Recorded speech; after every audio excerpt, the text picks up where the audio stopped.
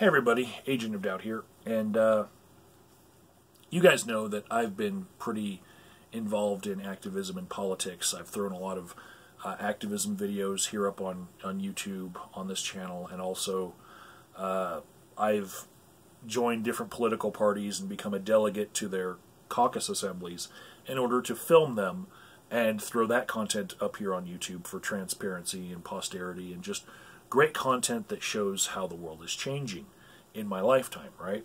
So, that said, I was really interested in the results of Tuesday's primaries, and the news was not about my state, not at all. It was all about the upset victory of Alexandria Ocasio-Cortez in New York's 14th District against Representative Joe Crowley, the incumbent. Basically, that was the underdog story that she is now the darling of the media right now for the last week, right? All sorts of news outlets were covering her, as far as like the New Yorker, USA Today, CNN, all the major news outlets, but also some of the people that I like to watch here on YouTube, like Secular Talk and the Young Turks and whatnot. And what I noticed was there was a major victory here that happened in Colorado that has been pretty much ignored by all of those major news outlets. And I was like, how can you not see this come-from-behind victory that happened in Colorado? And I know I'm biased because I'm here in Colorado, but how can you not see this as anything short of monumental as far as the direction of the people versus the establishment, right? I know that Ocasio-Cortez's victory was, she ran on a platform of being for the people, very democratic socialist style, very Bernie style, versus the incumbent establishment Democrat. I know that, right? Not taking anything away from that. But what happened in Colorado was just as fantastic, and yet no one's reporting on it. So I'm going to tell you all a little bit about this, okay?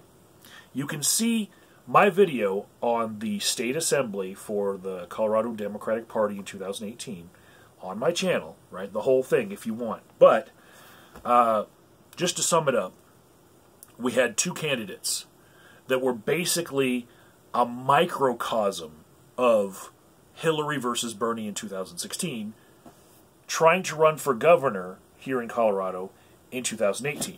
And they were Jared Polis, right, and Kerry Kennedy, right? I picked these up at the state assembly, right?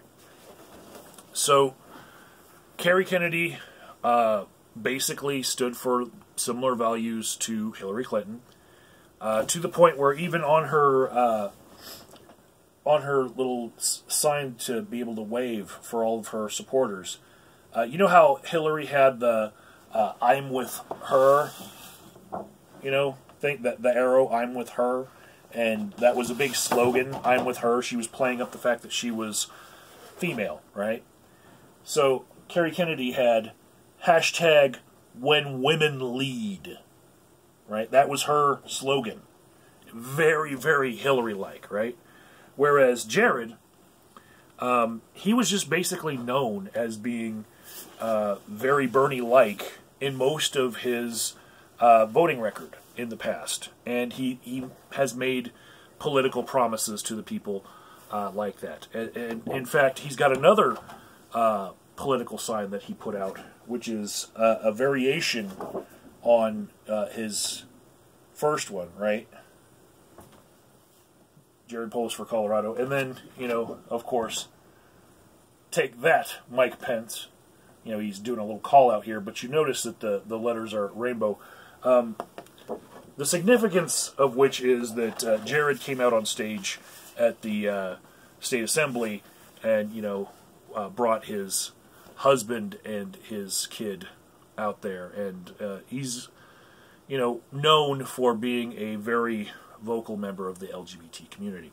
But also, he's made political promises like trying to get better funding for education, maybe making education free, and also child daycare. It's a big thing for him. He wants to make that funded by the state, and I chuckle because it's so close to the dichotomy that we had in the Democratic Party between Hillary and Bernie, that we had this like state level Hillary and Bernie, right?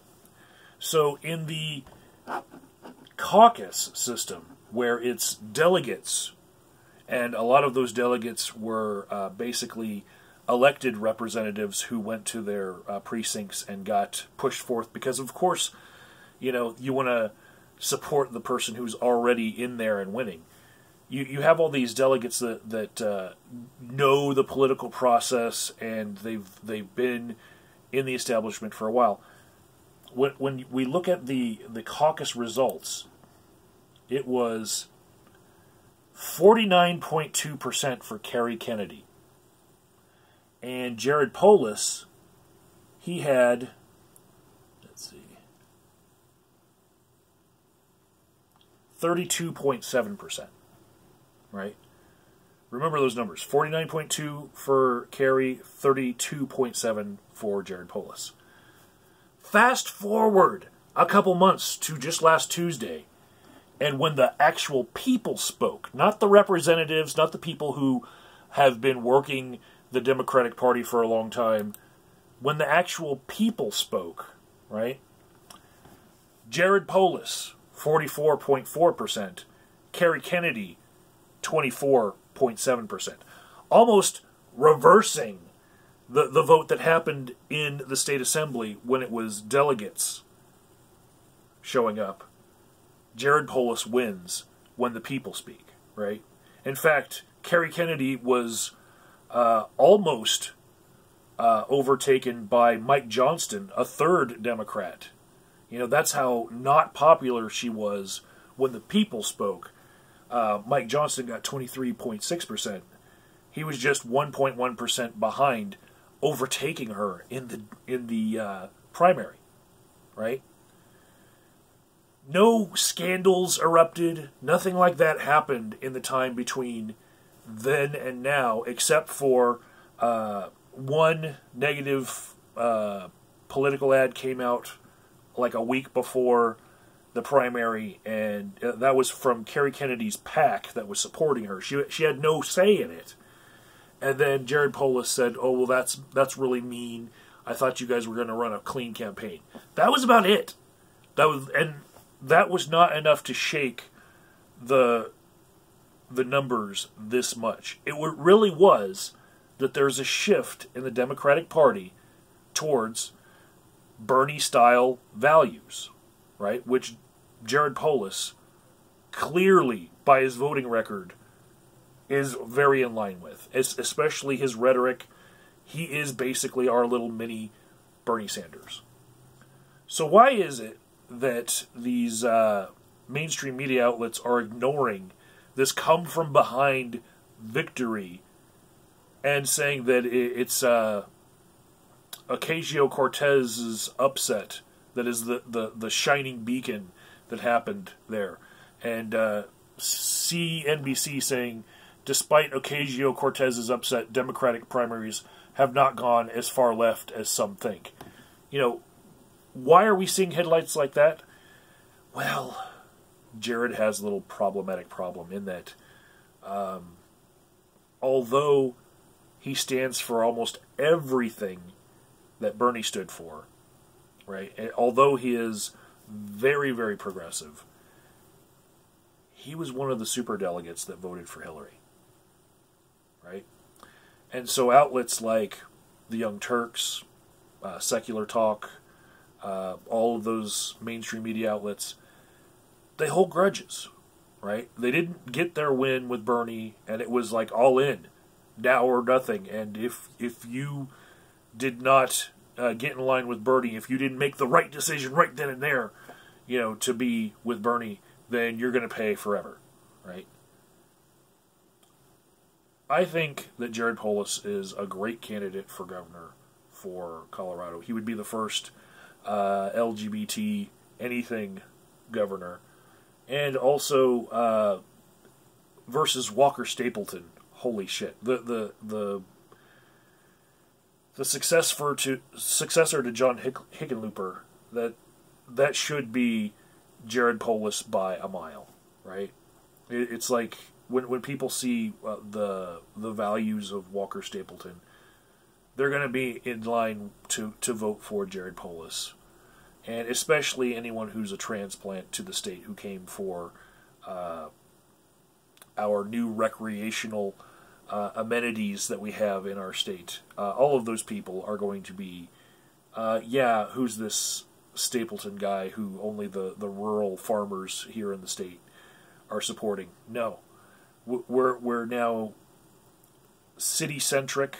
You know, we've got the metropolitan area of Denver that is just stuffed full of liberals. It's not just Boulder anymore, you know.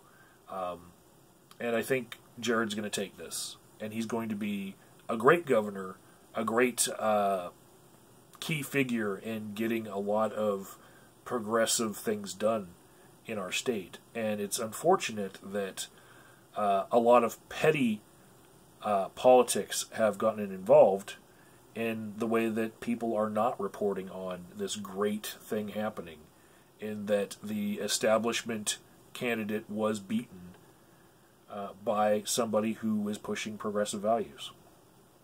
And that's all I got to say on it. I think people need to drop the past and realize that they've got someone working hard for them that maybe they should fucking support.